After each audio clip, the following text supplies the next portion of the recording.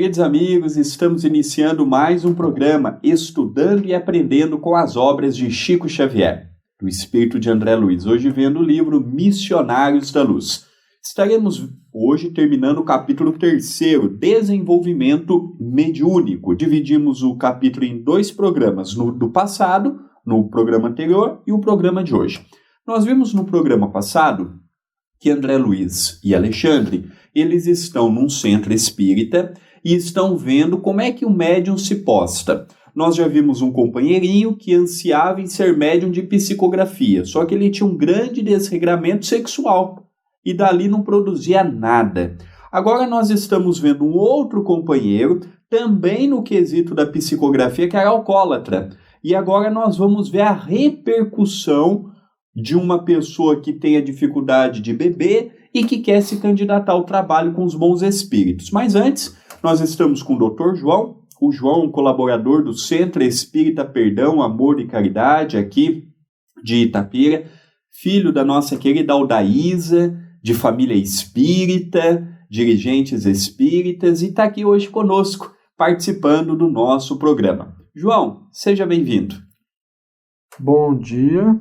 Muito obrigado novamente pelo convite, por podermos participar desta missão tão importante, que é poder repassar um pouco do que André Luiz nos deu de exemplo do mundo espiritual, pois as lições de André Luiz são muito importantes. Então nós vamos dar continuidade e o nosso querido João estará nos ajudando em mais este programa.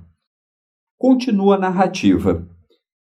Vali-me do ensejo para notar-lhe as singularidades orgânicas.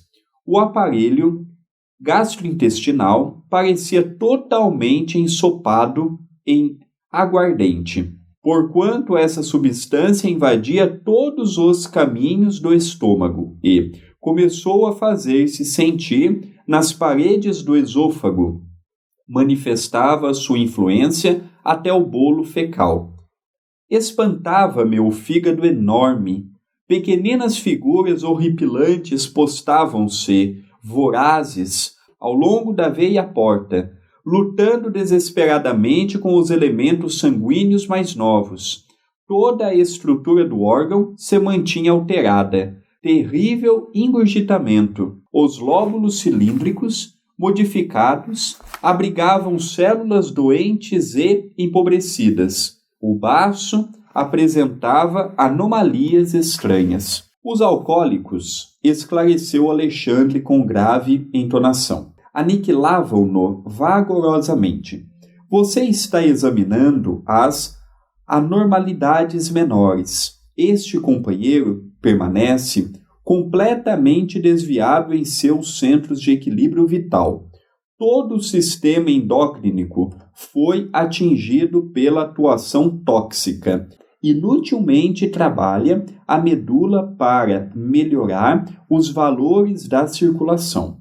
Em vão, esforçam-se os centros genitais para ordenar as funções que lhes são peculiares, porque o álcool excessivo determina modificações deprimentes sobre a própria cromatina. Debalde, trabalham os rins na excreção dos elementos corrosivos, porque a ação perniciosa da substância em estudo anula diariamente grande número de néfrons. O pâncreas viciado não atende com exatidão ao serviço de desintegração dos alimentos. Larvas destruidoras exterminam as células hepáticas. Profundas alterações modificam-lhe as disposições do sistema nervoso vegetativo, e não fossem as glândulas sudoríparas, tornar-se-lhe-ia talvez impossível a continuação da vida física. Então nós vamos pedir ao nosso querido João para falar um pouquinho sobre o que Alexandre e André Luiz nos deixam. Meus amigos, olha o que o álcool é capaz de fazer no nosso corpo. Ele destrói o fígado, o pâncreas, nem os rins conseguem eliminar tudo. Que doença, meu Deus! Um dia conseguiremos pelo menos controlar. Mas é muito triste. Este nosso amigo que quer ser um médium de psicografia. Vai ser muito difícil ele conseguir. Pois, infelizmente, o álcool está atuando com toda a sua força. O odor sai pelos poros, como se diz. Ele só não morre porque, como disse o nosso amigo André na leitura, as glândulas sudoríparas, se não funcionassem, tornar-se-lhe-ia talvez impossível a continuação da vida física. Ou seja, a gente solta o odor alcoólico pelos poros. André, é muito triste o alcoólatra, não? Aqui, João, eu fico imaginando que nós estamos falando de um vício que não é de hoje. O vício com álcool é um vício milenar. Nós vemos que o vinho, por exemplo, nos textos bíblicos que têm mais de 2000 anos, já caminha conosco. Agora, eu fico imaginando essas outras drogas, essas drogas que nós chamamos de ilícitas, uma maconha, um crack, uma cocaína. Aqui, perto dessas outras drogas, o álcool não é nada. Eu fico imaginando se André Luiz fosse narrar hoje para nós, João, uma festa rave, por exemplo. Essas orgias que nós vemos por aí, que vale tudo, que pode tudo. E às vezes a pessoa desencarna realmente pelo excesso, pela exaustão. Você vê jovens de 15, 18, 20 anos desencarnando nessas festas. Imagina o quanto que a pessoa não tem que fazer para levar o seu corpo à exaustão. Realmente é um capítulo doloroso para a pessoa, para a família. Não é fácil. Tem pessoas que bebem, ficam violentos, agressivos. Então voltamos a repetir, André, o espiritismo condena quem bebe? Não. Mas se você quer continuar bebendo, não queira trabalhar com a mediunidade. Você pode beber, você pode ter uma vida sexual desregrada, você pode usar todo tipo de droga, você pode fazer o que você quiser. Mas não tente desenvolver mediunidade. Quando você usa drogas, quando você bebe, quando você usa determinadas substâncias, você pode abrir uma percepção e depois gerar determinadas repercussões negativas para a tua própria vida. Então, quer trabalhar com a mediunidade? Não é que você vai ser santo, purificado, melhor do que ninguém, mas você tem que escolher. Ou você continua no caminho que você está hoje, dos vícios, dos prazeres, ou você assume um compromisso mais sério junto com você mesmo. Porque, igual o João falou, aquele outro personagem envolvendo o lado sexual comprometido, ele vai ser médium. Mas quais espíritos darão comunicação pelas suas mãos? Médiuns todos podem ser. Mas quem que vai estar do teu lado? A preocupação não é se você vai ser médium ou não. É os espíritos que hão de te acompanhar e de te utilizar como intermediário. O que é médium? Intermediário de um pensamento que vem de outra esfera. Então, realmente, João, é um tema a se pensar. Continua a narrativa. Não conseguia dissimular minha admiração. Alexandre indicava os pontos enfermiços e esclarecia os assuntos com sabedoria e simplicidade, tão grandes que não pude ocultar o assombro que se apoderara de mim. Que coisa impressionante, né, André? André Luiz, um espírito evoluidíssimo, ficava impressionado com o que ele estava aprendendo. Nem ele conhecia. Com certeza, João. Nós vemos que o Chico disse para alguns amigos, João, que André Luiz foi médium no plano espiritual. E esses espíritos como Alexandre, e cada livro tem um benfeitor, nós vemos que são informações muito grandes para a nossa época. Eu fico imaginando, João, vocês da área médica, lendo um livro deste, quando ele foi publicado. Muitas coisas que foi publicado, hoje a ciência já usa como a normalidade. Mas imagina 50, 60 anos atrás, ele dando uma descrição dessa, que a maioria dos médicos liam e não se falava. Devia ser uma perplexidade para o meio médico também muito grande, né? Com certeza. Agora, Eu fico imaginando o nível espiritual do Alexandre, ensinando André Luiz. E Alexandre demonstra, João, que não fala, mas ele demonstra também que ele já teve um conhecimento muito grande, seja na última ou numa das últimas vidas, com a medicina. Porque ele tem um conhecimento a respeito do corpo físico, do corpo espiritual, dos órgãos que nós possuímos. Ele descreve com uma propriedade que só um profissional da área poderia ter para nos narrar. André, agora a gente vai verificar na próxima. É uma senhora.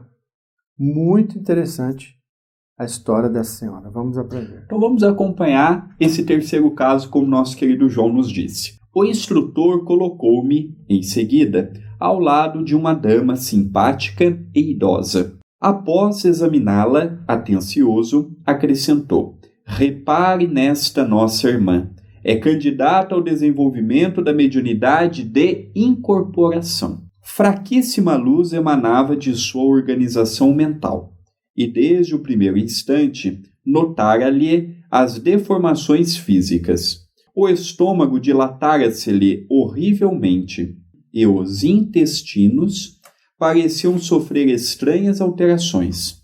O fígado, consideravelmente aumentado, demonstrava indefinível agitação. Desde o duodeno ao sigmoide, notavam-se anomalias de vulto. Guardava a ideia de presenciar não o trabalho de um aparelho digestivo usual, e sim de vasto alambique, cheio de pastas de carne e caldos gordurosos, cheirando a vinagre de condimentação ativa.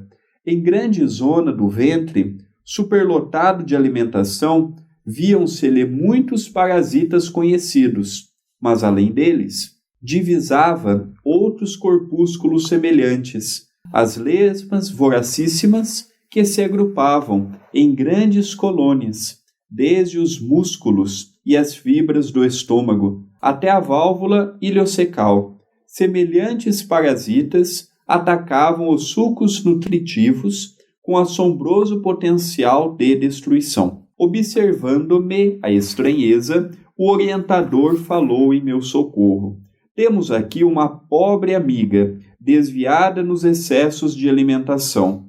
Todas as suas glândulas e centros nervosos trabalham para atender às exigências do sistema digestivo. Descuidada de si mesma, caiu na glutonaria crassa, tornando-se presa de seres de baixa condição. Agora nós vamos então, à luz do Espiritismo, João, ver um pouquinho essa nossa companheira que tinha uma alimentação desregrada. Como é que ficava? Nós já vimos um companheiro com problemas do lado sexual, nós vimos um outro companheiro com problema alcoólico e agora nós estamos vendo uma pessoa com problema na alimentação. Como é que fica todos esses bastidores? Pois é, André. Esse terceiro caso que Alexandre e André Luiz nos mostram já está relacionado à parte alimentar. Ou seja, mais uma doença de nós seres humanos. Falta de alimentação é uma doença. Bulimia ou excesso de alimentação também é doença. A alimentação tem que ser regrada. Se pudermos comer o suficiente, já está bom. A gente não precisa sair de uma mesa comendo excessos, satisfeito demais. Como se diz, eu estou até cansado de tanto comer. Aí já é uma doença. Essa senhora tinha a doença da alimentação. Vemos aqui que tudo foi alterado. O seu intestino, desde a parte inicial até a final do intestino. E aqui diz, André Luiz nos fala, aqui temos uma pobre amiga desviada nos excessos de alimentação. Todas as glândulas e os centros nervosos trabalham para atender às exigências do sistema digestivo. Eles param de trabalhar para cuidar do falar, do ouvir, do enxergar. Eles vão todas Todo os sistemas do organismo vão trabalhar para o sistema digestivo. Descuidada de si mesmo, caiu na glutonaria crassa, tornando-se presa de seres de baixa condição. Que triste, André. Você ser, vamos dizer assim, que triste você não conseguir controlar a alimentação. Nós aqui estamos vendo alguns casos clássicos do que nós deparamos na atualidade. Esses problemas que André Luiz está nos narrando junto com Alexandre é muito comum de nós vermos. E aqui ele está mostrando como é que fica a repercussão espiritual. Para o encarnado, ele nem está vendo o que as glândulas estão fazendo, nem sabe a função disso, a função daquilo. Tá vivendo, tá enxergando, tá ouvindo, tá falando, tá andando, tá bem. Mas não é assim que funciona. Nós temos que fazer uma análise mais profunda da nossa vida. Tudo que sai do nosso controle é prejudicial. A alimentação, a sexualidade, os desregramentos. Tudo que eu faço, sabendo que eu tenho que fazer até aqui, não tem problema. O meu problema é quando eu quero o mais. O alimento a mais, o pensamento a mais, as dificuldades que eu potencializo. E tudo isso interfere nas atividades que nós temos dentro de uma casa espírita, não apenas no quesito da mediunidade. Como é que você vai dar uma palestra se na noite anterior você bebeu muito? Como é que você vai dar uma palestra à noite se pela manhã, na hora do almoço, no meio do dia, você almoçou muito? Não é apenas a mediunidade que interfere todas essas problemáticas, é que aqui nós estamos vendo o desenvolvimento da mediunidade. Mas qualquer atividade que você trabalhe com os espíritos interfere diretamente a alimentação, o pensamento, quem tem a doença ou vício do álcool, a dificuldade em encarar a sua sexualidade. Tudo isso interfere no tipo de trabalhador e no resultado que dará a sua atividade no final do dia. Por isso que o João disse a importância de nós cuidarmos do corpo e da alma. Cuidar do corpo também é imprescindível, né, João? Com certeza. E o nosso querido espírito André Luiz, tão evoluído, ele estava em silêncio. Ele estava assustado e incapacitado de argumentar o que ele tinha visto até agora. 3 casos: sexual, alcoolismo e alimentação. E perante esses ensinamentos tão novos, nosso querido Alexandre considerou. Então agora nós vamos dar continuidade na nossa leitura. E por que me conservasse em silêncio, incapacitado de argumentar, ante ensinamentos tão novos, o instrutor considerou: perante estes quadros, pôde você avaliar a extensão das necessidades educativas das esferas da crosta. A mente encarnada engalanou-se com os valores intelectuais e fez o culto da razão pura, esquecendo-se de que a razão humana precisa de luz divina. O homem comum percebe muito pouco e sente muito menos. Ante a eclosão de conhecimentos novos, em face da onda regeneradora do espiritualismo que banha as nações mais cultas da Terra, angustiada por longos sofrimentos coletivos, necessitamos acionar as melhores possibilidades de colaboração para que os companheiros terrestres valorizem as suas oportunidades benditas de serviço e redenção. Compreendi que Alexandre se referia veladamente ao grande movimento espiritista em virtude de nos encontrarmos nas tarefas de uma casa doutrinária, e não me enganava, porque o bondoso mentor continuou a dizer gravemente: o espiritismo cristão é a revivescência do Evangelho de nosso Senhor Jesus Cristo, e a mediunidade constitui um de seus fundamentos vivos, A mediunidade, porém, não é exclusiva dos chamados médiuns. Todas as criaturas a possuem, porquanto significa percepção espiritual que deve ser incentivada em nós mesmos. Não bastará, entretanto, perceber. É imprescindível santificar essa faculdade, convertendo-a no ministério ativo do bem. A maioria dos candidatos ao desenvolvimento dessa natureza, contudo, não se dispõe aos serviços preliminares de limpeza do vaso receptivo. Dividem inexoravelmente a matéria e o espírito, localizando-os em campos opostos.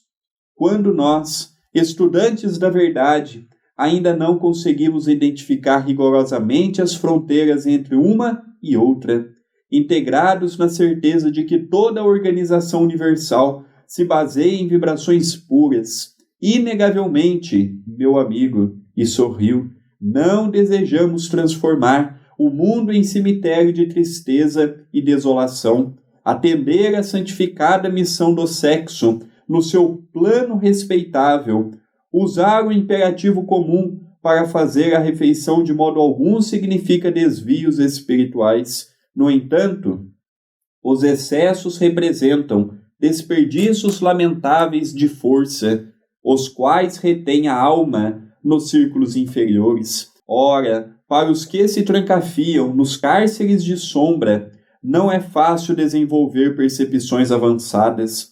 Não se pode cogitar de mediunidade construtiva sem o equilíbrio construtivo dos aprendizes na sublime ciência do bem viver. Muito interessante, né, João, essa visão que Alexandre nos deixa.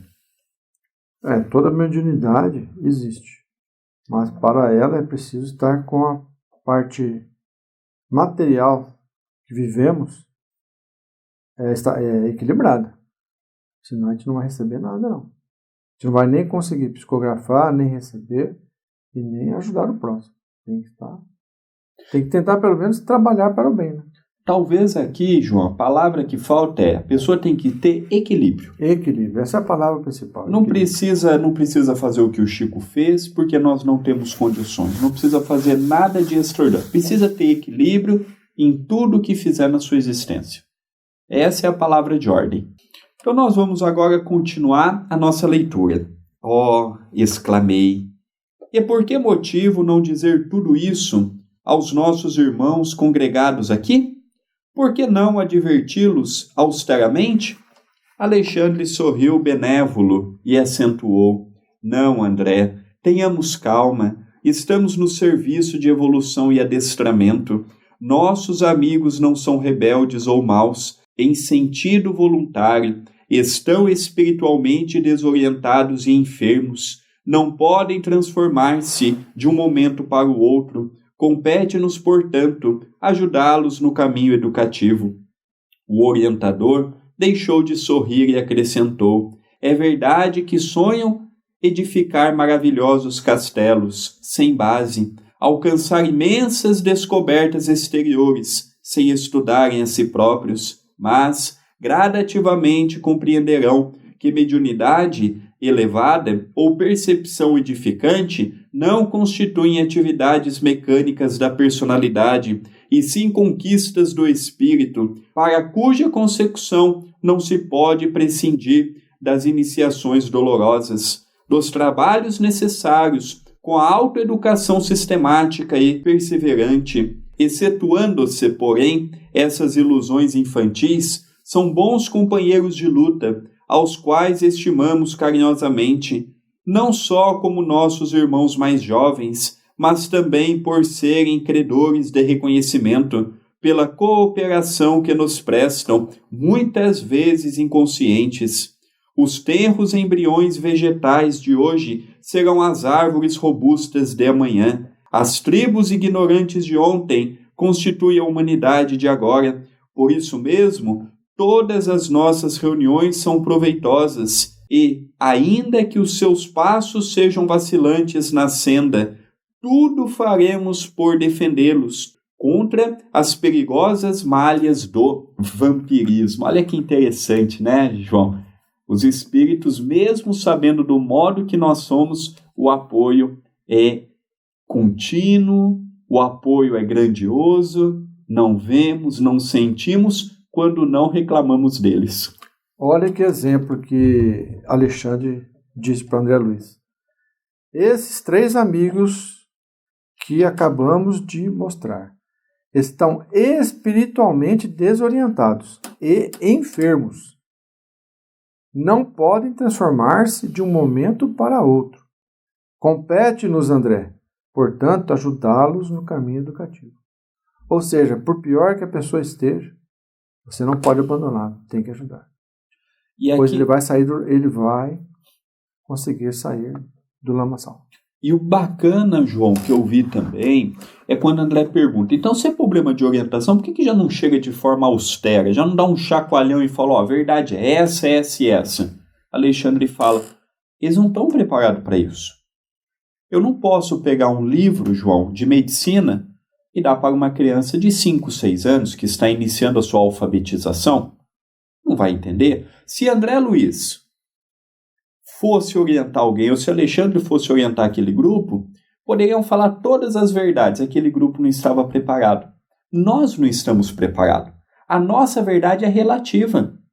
A nossa verdade é proporcional ao nosso grau de maturidade, ao nosso grau de entendimento, ao nosso grau de desenvolvimento psicológico. Porque se nós não estivermos preparados, a mensagem será falha e o mensageiro mal interpretado. André, no mundo espiritual existem vários serviços. Você viu os serviços que eles estão aqui, Alexandre e André Luiz? Estamos no serviço de evolução e adestramento. Nós vemos evolução. A evolução é lenta. Adestramento exige paciência. Você nota, por exemplo, estas pessoas que treinam, o adestrar que ele precisa, o treinamento, a disciplina, a responsabilidade. Na via mediúnica, na via com o Cristo, o adestramento é tão necessário quanto este. A evolução é uma consequência. Eu vou estudando, eu vou preparando, eu vou trabalhando no bem e a evolução gradativamente vai chegando até nós. Então, realmente é um tema apaixonante, é um tema... E outra coisa, né, João? André Luiz disse o que teve autorização para dizer. Ele não disse tudo, ele disse apenas o que pôde. Pois é. Infelizmente, a gente não ficou sabendo tudo. Um dia nós vamos descobrir. Mas olha, vamos fazer um resumo aqui. Atender à santificada missão do sexo, no seu plano respeitável. Usar um aperitivo comum. Fazer a boa refeição de modo algum significa desvios espirituais. No entanto, os excessos representam desvios lamentáveis de força, os quais retêm a alma nos círculos inferiores. Resumiu tudo, João. O problema não é o sexo, o problema não é a alimentação, nem o álcool. Tem pessoas que, a pedido até mesmo de médicos, tomam, por exemplo, um cálice de vinho para ajudar no seu corpo físico. O problema não é esse. O problema é que de um cálice vai para uma garrafa. O problema é que de um prato de comida dão mais 2. O problema é que de uma relação multiplica-se. Ou o pensamento tem uma vida intensa nesse sentido. Então nada é condenável quando se tem moderação. Quando você está no controle. Peraí, agora eu vou parar. Não é porque ainda cabe mais comida que eu vou comer. Eu já estou satisfeito. Isso daqui é o suficiente para eu ter energia para continuar o restante do meu dia. Porque alimento se transforma em energia. Então nós vemos a importância de nós continuarmos tendo uma vida equilibrada, moderada. Só não podemos deixar o excesso falar mais alto. Não deixando o excesso falar mais alto, tudo o resto nos é permitido. Certo, João? Esse capítulo 3º é maravilhoso. Tem que estudar. Não é fácil ler de uma vez só. É lento, mas resume a nossa estadia aqui na Terra, na parte de alimentação, bebida, sexual. Conseguiremos viver com isso, desde que sejamos regrados. é muito interessante. No programa que vem daremos continuidade no capítulo 4, mas antes eu gostaria de fazer um convite especial. Há mais de um ano nós já criamos o WhatsApp da TV A Caminho da Luz. Tem ajudado pessoas no Brasil, no exterior. Nós temos milhares de pessoas que diariamente recebem mensagens gratuitas, mensagens de paz, de ânimo, de consolo, de reconforto. Se você quer receber no conforto do seu celular, é só salvar o nosso número, é 19 997 78 2794. Salve o número em seus contatos, mande a sua sugestão, mande a sua participação, mande a sua dúvida, que com muito carinho estaremos vendo, lendo, visualizando e estaremos respondendo. Quem quiser conhecer os nossos programas anteriores, você pode conhecer através do nosso canal no YouTube, youtube.com/TV A Caminho da Luz. Eu gostaria de fazer um pedido especial. Você que ainda não é inscrito, se inscreva no canal. Habilite as notificações. Aproveito também para pedir, gostou do vídeo? Deixe o seu like. Gostou do vídeo? Deixe um comentário. Gostou do vídeo? Compartilhe. Divulgue no centro espírita que você participa. Divulgue para os seus amigos que também são espíritas. Se está te ajudando, naturalmente há de ajudar muitas outras pessoas. E o último convite que nós temos hoje é para o Evangelho no Lar. Todos os domingos, às 18 horas, horário de Brasília, pela minha fanpage, procure por André Luiz Querini Vilar, ou já digite o link, facebook.com/André Luiz Vilar de número. Pela minha fanpage, iniciamos um vídeo ao vivo na minha linha do tempo, um vídeo em direto para os amigos em Portugal. E você é o nosso convidado a juntos orarmos a Deus, pedindo pela nossa semana, pela nossa família, para que possamos ter um caminhar de paz e de amor. Ao encerrarmos o programa, eu peço ao João para se despedir do nosso telespectador. Meus queridos amigos, não posso deixar de agradecer ao Sérgio, ao André, por esse convite maravilhoso, por estar aqui na TV A Caminho da Luz.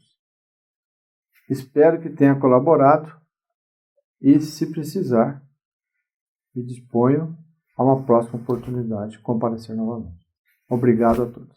Agradecemos ao João pela participação que ele deu, tanto no programa passado quanto neste, que compuseram o 3º capítulo do livro Missionários da Luz. Eu fico por aqui rogando a Deus, o nosso Pai, rogando a Jesus, o nosso Mestre Maior, que ampare cada companheiro que está nos assistindo neste momento. Que Jesus ilumine o teu caminho, te dê muita paz, muita luz, e eu espero todos no próximo programa para darmos continuidade nesse estudo maravilhoso que é Estudando e Aprendendo com as Obras da Lavra Mediúnica de Chico Xavier. Estamos estudando o livro Missionários da Luz. Um beijo em seu coração e até o programa que vem.